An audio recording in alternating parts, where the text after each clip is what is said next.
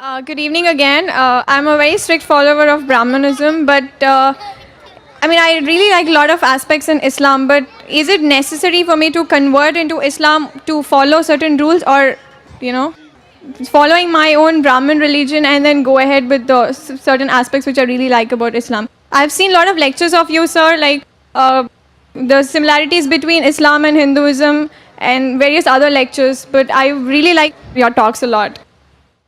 Sister asked a very good question.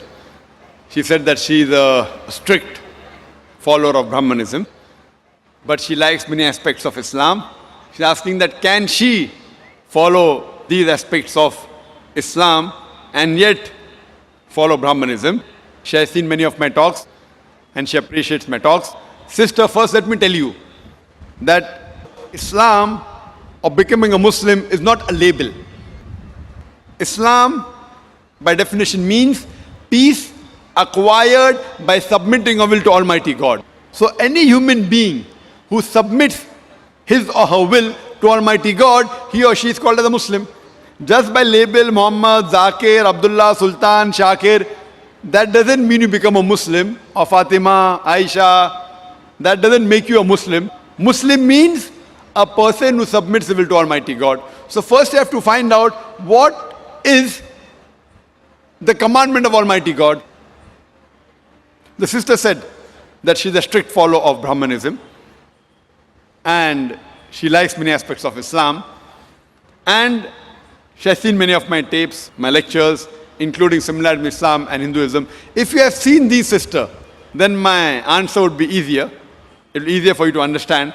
If you have seen my cassette, Similarities Between Islam and Hinduism, the talk which I gave, I think in the first peace conference in Chennai, similarities between Islam and Hinduism. Sister, if we analyze, even if you read the Hindu scriptures too say that you have to submit your will to Almighty God. But as I told you, by the passage of time, all the previous scriptures, they have not been maintained in the pure form.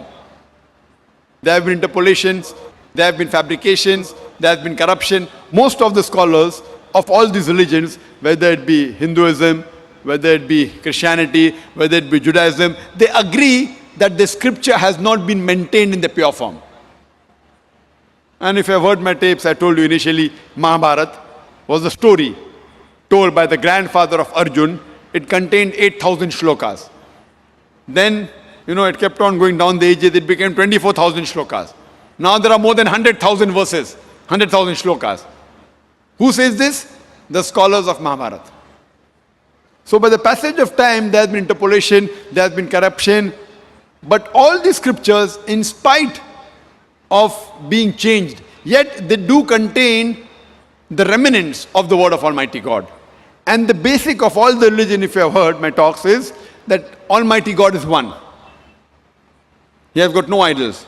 He has got no photograph.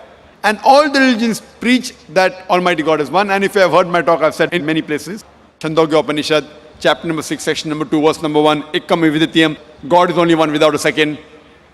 And in Svetasvatara Upanishad, chapter number 4, verse number 19, and Yajurved, chapter number 32, verse number 3, it says, Na tasya pratima asti. Of that God, there is no pratima.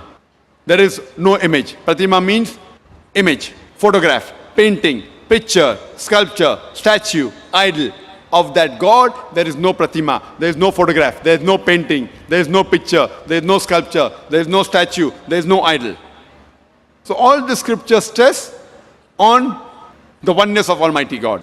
And the Brahma Sutra of Hinduism is Ekkam Brahm Dyotya Naste, Nena Naste Kinchan.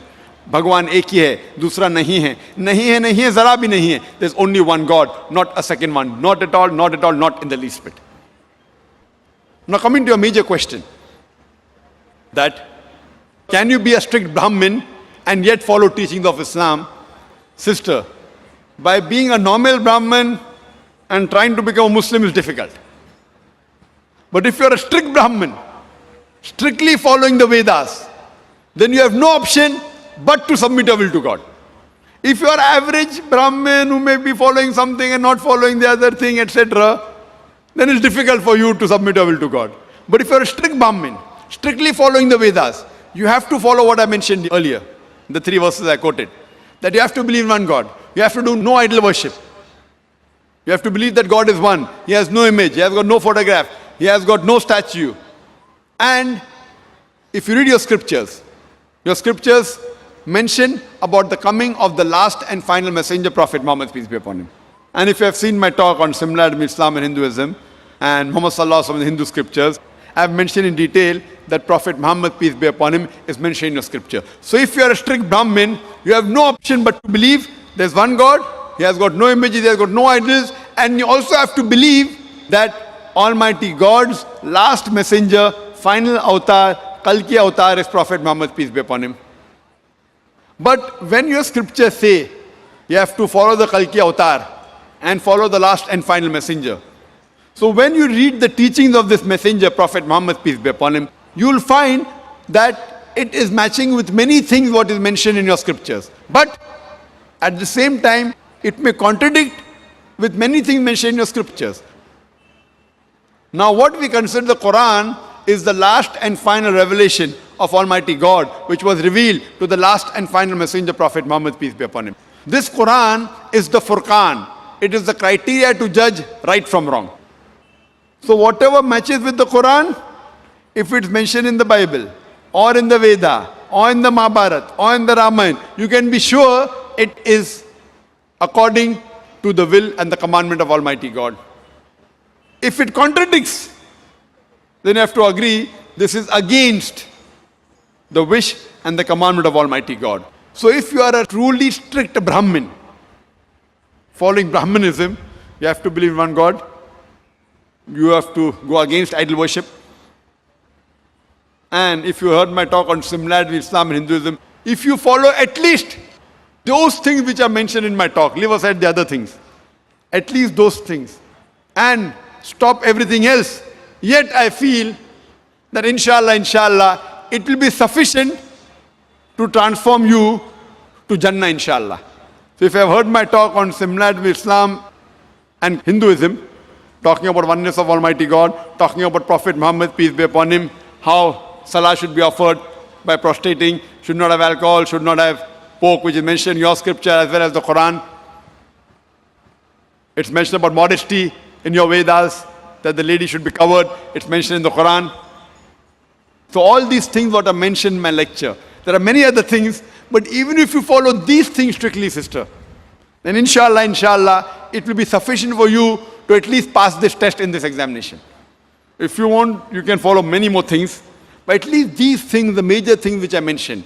But whatever contradicts in your scripture, you should not follow, because your scholars say it has changed by the passage of time. You have to realize that these things are interpolations, are concoctions, are fabrications. So what is matching, if you follow sister, inshallah, you can be a very good practicing Brahmin, following what is mentioned in your scripture, which is matching with the Furqan, the Quran, and inshallah can be a practicing Muslim also. So I hope inshallah that Almighty Allah gives you hidayah, sister. Sister, do you agree with whatever I mentioned in my lecture on similarities between Islam and Hinduism, sister? Yes, sir. Very well. Sister, do you agree with what I mentioned in my talk? Yes, sir. Do you agree to follow those things? Yes, I do. So if you agree to follow those things which I have mentioned, so practically you have submitted your will to God. You know, in Arabic we may say Muslim, in English we may say a person who submitted will to God.